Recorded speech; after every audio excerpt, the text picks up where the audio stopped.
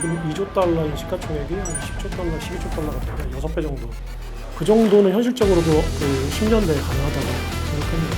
그러니까 국가별로 비트코인을 비축하려고 하는 목적은 근본적으로는 같은데, 그러니까 미국 같은 경우는 달러 패권을 지키기 위한 수단, 그다음에 달러 패권에서 벗어나려고 하는 반미 국가들. 그렇다면 비트코인이 들어올 때까지 내가 기다릴 수 있는 어떤 여력이 있으면 저는 몰빵을 하는 게 맞다고 보고요. 네, 안녕하세요. 경제 스토리텔러 김창익 작가라고 합니다. 최근에 비트코인 관련된 얘기를 유튜브 출연해서 이제 하고 있고요. 저도 이제 나름대로 비트코인에 투자를 직접 하고 있는 사람으로서 최근에 이제 가격도 많이 떨어지고 해서 투자하시는 분들이 불안해하기도 하고, 저도 사람이니까 마찬가지로 이제 가격이 떨어지면 기분도 안 좋고 이제 그 삶의 질이 저하되는 지금 그런 나날들을 보내고 있습니다. 그래서 같이 한번 지금 상황이 어떤 상황인지 한번 그냥 그 투자하는 동료로서 어떤 얘기를 하는지 배운 마음으로 한번 들어주시면 될 것 같습니다. 빅테크 자본주의라는 책이 지금 나와서 그 얘기를 오늘 좀 중심으로 좀 해볼까 합니다. 비트코인 화폐 시스템에서 그 빅테크라는 산업자본이 앞으로 월가를 상대로 어떤 역할을 하게 되고, 그 역할이 비트코인 시장에 어떤 영향을 미칠지에 대해서 이제 나름대로는 고민한 결과물을 낸 책인데, 재밌게 그냥 비트코인에 관심을 좀 갖는 어떤 징검다리로서 한번 읽어보시는 측면에서 읽어보시면 비트코인에 쉽게 접근할 수 있는 어떤 그 교도의 역할을 해줄 것이라고 확신합니다. 한번 서점에 가셔서 픽업 해주시기를 바랍니다. 높이 올라갈 수 있다면 가장 좋은 건데, 저는 비트코인이 일단 피어투피어 일렉트로닉 캐시 시스템이라는 이 근본적인 사토시 나카모토가 만들어 놓은 이 사실에 부합한다라고 하면, 궁극적으로는 비트코인이 글로벌 GDP가 지금 100조 달러거든요. 그러니까 2,100만 개를 100조 달러로 나누면 화폐의 총 가치가 전체 실물 자산의 가치하고 맞먹어야 이게 그 화폐 시장을 지배하는 화폐가 되는 셈이거든요. 물론 100% 달러도 100%는 아니니까 100%는 아니겠지만, 비트코인이 캐시 시스템으로 모든 화폐를 지배하게 되는 궁극적인 이제 상황이 되면, 이상적으로는 비트코인은 100조 달러를 2,100만 개로 나눈, 그게 얼마인지는 모르겠지만, 그러면 대략 한 50만 달러에서 500만 달러 그걸로만, 이건 이제 궁극적인 얘기고요. 지금 이론적으로는 디지털 골드이기 때문에 스테이블 코인의 유동성을 흡수해주는 측면이 있고, 또 금에 투자했던 그 투자 자금이 이제 금의 차익을 실현하고 이제 다른 자산으로 이제 순환할 때 그 일부의 자금들이 이제 비트코인에 들어온다라고 보면은, 금이 지금 1년간 한 60% 올라서 30조 달러 정도, 40조 달러 정도 되는 걸로 알고 있는데, 그 중에 극히 일부 20% 정도만 온다고 하더라도 한 10조 달러 정도가 근시일 내에 만약에 유입이 된다고 하면은, 지금 2조 달러인 시가총액이 한 10조 달러, 12조 달러가 되면 6배 정도. 그 정도는 현실적으로도 그 10년 내에 가능하다고 생각합니다. 지금 이제 페트로달러 시스템이라는 건 뭐냐면은, 그 화폐라는 거는 사실은 일론 머스크가 최근에 이제 유튜브에 나와서 한 얘기가, 화폐는 물리적으로 이제 어떤 스케일을 진화를 하는데, 궁극적인 화폐는 사실은 에너지거든요. 근데 그게 전혀 허무맹랑한 얘기가 아닌 게, 우리는 지금도 에너지 기반의 화폐를 쓰고 있어요. 사람들은 이제 달러가 법정화폐이기 때문에 미국의 군사력과 경제력을 바탕으로 하는 이제 화폐라고 생각하지만, 사실은 달러를 가진 보유자들은 채권자거든요. 달러도 일종의 그 채권이에요. 그러니까 달러도 일종의 그 채권이라고 보면, 그 채권자들은 100% 담보물 요구하거든요. 담보물이 없는 화폐를 쓰는 사람들은 없어요. 그러니까 우리가 알게 모르게 달러도 어떤 근원 자산이 있고 담보물이 있기 때문에 우리가 달러를 쓰는 건데, 그건 기본적으로는 이제 준비 자산이라고 하는 그 포트녹스 금고에 있는 금과, 그리고 페트로 달러 시스템 아래에서는 사실은 달러라는 거는 석유에 접근할 수 있는 배타적인 접근권이에요. 그러니까 달러가 없으면 석유에 접근할 수 없거든요. 그러니까 기축통화를 만들려고 하는 어떤 세력이나 국가가 기축통화를 만드는 이제 현대적인 방법은, 필수 원자재를 이제 거의 독점하고, 그리고 그 필수 원자재를 살 수 있는 화폐, 어떤 그 관문으로서의 화폐를 배타적으로 연결해 놓는. 그러니까 지금은 사우디아라비아의 석유를 미국의 달러로만 살 수 있게끔 계약을 맺어놓은 관계잖아요. 그럼 달러가 없으면은 그 석유에 접근할 수 없어요. 그러니까 우리는 지금 이재명 대통령이 그 예를 들어서 1,000억 원을 가방에 짊어지고 사우디아라비아 빈살만한테 가서 석유를 좀 주세요 그러면은 못 삽니다. 1,000억 원 가지고도 못 사요.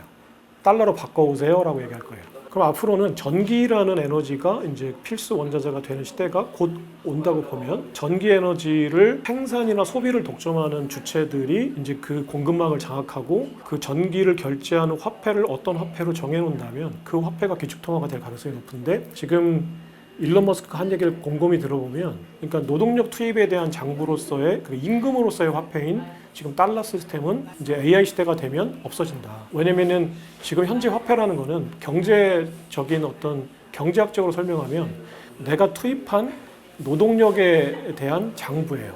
모든 임금이 이제 그 화폐를 처음에 초기에 유통시키는 이제 기본이기 때문에 노동자들이 회사에 가서 일을 하고 연간 5천만 원에서 1억, 뭐 2억 받는 고액 연봉장 2억도 받고 하니까 그 연봉이 내가 어느 정도의 노동을 했다라고 하는 장부예요. 장부, 원장, 레저라고 하잖아요. 그 레저 자체, 데이터 자체가 사실은 화폐인데 AI 시대가 돼서 이제 그 노동력 장부로서의 그 화폐가 의미가 없어지는 시대가 되면 그러면 어떤 게 이제 화폐가 될 거냐?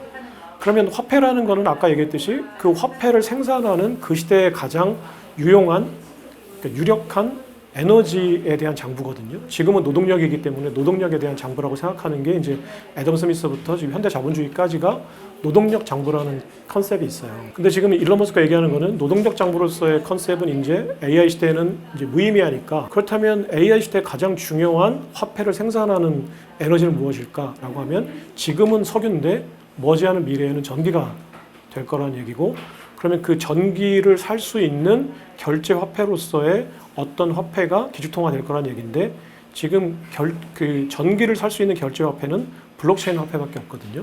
왜냐하면 지금 현재 달러 시스템으로는 이 전기를 결제하는 데는 굉장히 좀 비효율적이에요. 그러니까 송금 수수료, 뭐 결제 수수료, 뭐 환전 수수료 그리고 또 시간 지체도 있고. 근데 예를 들어서 구글이 지금 AI 데이터 센터를 운영하는데 그 대한민국이 쓰는 1년 전기를 구글이 만약에 쓴다고 생각해 보면 구글은 실시간으로 가장 전기료가 낮을 때 전기를 사야 되고 또 일반 소비자들에게 실시간으로 결제를 해서 그 결제 단가를 낮춰줘야 돼요. 독점을 하려면. 그런 여러 가지 수요를 감안해 볼 때 현재 스위프트망은 상당히 비효율적이라는 게 이제 빅테크들의 얘기고 생각이고 그러면 결제 수수료를 획기적으로 낮추는 방법으로서의 결제망은 이제 블록체인, 비트코인, 스테이블코인이라는 얘기죠. 그러면 이 결제망이 전기와 결합됐을 때 이제 석유와 달러가 결합된 그 구조를 똑같이 전기와 이제 비트코인이 결합된 구조가 돼서 기축통화 시스템은 전기의 달러로서의 이제 일렉트로 비트라는 페트로 달러에서 일렉트로 비트 시스템이 될 거라는 게 이제 제가 과거에 썼던 그 비트코인의 미래 또는 시대 또 최근에 이제 발간한 이제 그 빅테크 자본주의에서 이제 반복적으로 하는 얘기입니다. 그러니까 이제 그게 이제 크게 얘기하면은 지금 그 달러 기축통화 시스템 패권을 가지고 있는 연준과 월가가 그러면 이런 이제 P2P 그 캐시 시스템이라고 할 수 있는 개인 간의 결제 시스템이라고 할 수 있는 비트코인의 시대 때 어떤 방식으로 그러면 이제 수익 구조를 유지할 거냐의 문제거든요. 일단은 아직까지는 대부분의 사람들은 거래소를 통해서 거래를 하기 때문에 그게 이제 온램프 오프램프라고 하는데 내가 지금 업비트를 통해서 거래를 하더라도 사실은 그 이제 그 K뱅크 계좌나 농협 계좌가 필요해요. 그러니까 아직까지는 그 이제 암호화폐 시장으로 흘러드는 유동성 배관이 그 배관 자체는 기존의 은행 시스템이 이제 틀어지고 있어요. 근데 일정 기간은 아마 그 시스템 그대로 가지 않을까 싶어요. 그렇다면 이제 그 유동성 배관, 이제 기존의 유동성 배관이 이제 그 크립토 시스템과 이렇게 연결해주는 그런 역할을 하면서 거기서 이제 은행들이 상당한 수수료를 챙겨갈 거라고 생각하고요. 궁극적으로는 그러면 이제 그 개인 간의 거래를 할 수 있는 거래 시스템들이 빅테크들이 많이 만들었다. 그리고 이제 기업과 기업 간의 B2B 거래를 할 때에는 정말 이제 기업 지갑과 기업 지갑 간에 직접적으로 이동을 한다. 이게 이제 사실은 그 크립토의 궁극적인 이상이니까 그런 시스템이 됐을 때 그러면 월간을 어떻게 대응을 할 거냐라고 보면 지금 그 스테이블코인이나 이런 그 제도화되는 과정들을 보면 지금 스테이블코인을 규정한 제도권으로 규정한 지니어스 액트에는 은행 자회사 또는 은행 그리고 비은행 기업 그러니까 빅테크죠. 빅테크도 이제 스테이블코인을 발행할 수 있도록 돼 있어요. 그렇다면 은행도 스테이블코인을 발행할 수 있고 비은행 기업인 빅테크도 스테이블코인을 발행할 수 있는데 두 기업들의 차이점은 일단 그 빅테크들은 스테이블코인을 발행할 때 은행 기업에 비해서 장점은 첫 번째가 일단 UI UX라는 사용자 편의성이에요. 왜냐면 플랫폼 기술이 워낙 좋기 때문에 이제 그 은행의 JP 모건의 그 스테이블 코인을 쓸 때에 비해서 훨씬 더 편하고 직관적으로 그 이제 사용자 환경을 만들 수 있거든요. 이게 이제 빅테크 스테이블 코인의 가장 큰 장점이고, 그리고 은행 기업들의 스테이블 코인의 장점은 뭐냐면은 지금은 스테이블 코인 자체 예치금에 이자를 줄 수는 없지만 어떤 우회적인 방법으로 이자는 아니지만 이자와 같은 베너핏을 줄 수 있어요. 그런 식으로 해서 이제 스테이블 코인 시장의 지배력을 키우는 것도 있지만, 그러니까 그 우리가 이제 그 온체인이라고 하는 블록체인 생태계 말고 우리가 지금 은행을 사용하는 그냥 우리 지금 현재의 경제 시스템을 보면 사실은 화폐나 모든 것들이 그 뒤에 담보 자산이 있거든요. 온체인의 경제도 인간이라는 존재는 오프체인의 경제를 그대로 그 시스템을 옮겨놓을 수밖에 없거든요. 다른 상상이나 다른 시스템을 만들 수가 없어요. 그렇다면 온체인 경제에서도 분명히 스테이블 코인이라는 일종의 그 오프체인 경제에서의 어떤 지폐, 화폐가 유통이 될 때 그 스테이블 코인의 가치를 담보해주는 준비 자산이 있어요. 담보물이 있어야 되거든요. 그 담보물을 지금은 이제 그 법상으로는 미국 국채로 한정이 돼 있지만, 이제 온체인상에서 그 담보물의 역할을 할 수 있는 여러 가지 것들은 사실은 오프체인에 있는 실물 자산들, 그러니까 부동산, 국채, 뭐 MMF 뭐 등등의 이제 그 실물 자산을 금, 골드도 이제 토큰화 시킬 수 있죠. 그러니까 실물 자산을 토큰화한 RWA가 이제 담보물로서의 역할을 할 때 그 담보물을 제공해주는 담보물 거래에서 이제 그거는 지금 RWA는 이제 제도권의 규제를 받는 은행밖에 할 수 없거든요. 금융사들만. 그래서 그 사업에 이제 스테이블 코인보다는 더 집중할 거다. 그래서 실제로 유통이 되는 결제하는 스테이블 코인은 빅테크들이 주로 하고, 그 스테이블 코인의 가치를 담보해주는 이제 RWA 담보 자산으로서의 어떤 그 온체인 자산들은 이제 기존의 그 월가의 어떤 투자은행들이나 상업은행들이 또는 자산운용사들이 할 거다. 블랙록이나 지금 JP 모건이 실제로 그 역할을 지금 하고 실제로 이제 시작을 했고요. 월가의 담보물과 빅테크의 화폐가 이제 맞물려서 이제 온체인상의 화폐 시스템을 만들어 갈 거라고 생각합니다. 그러니까 국가별로 비트코인을 비축하려고 하는 목적은 근본적으로는 같은데 이제 세부적으로 따져보면 좀 다른 측면이 있죠. 그러니까 크게는 두 가지 축이에요.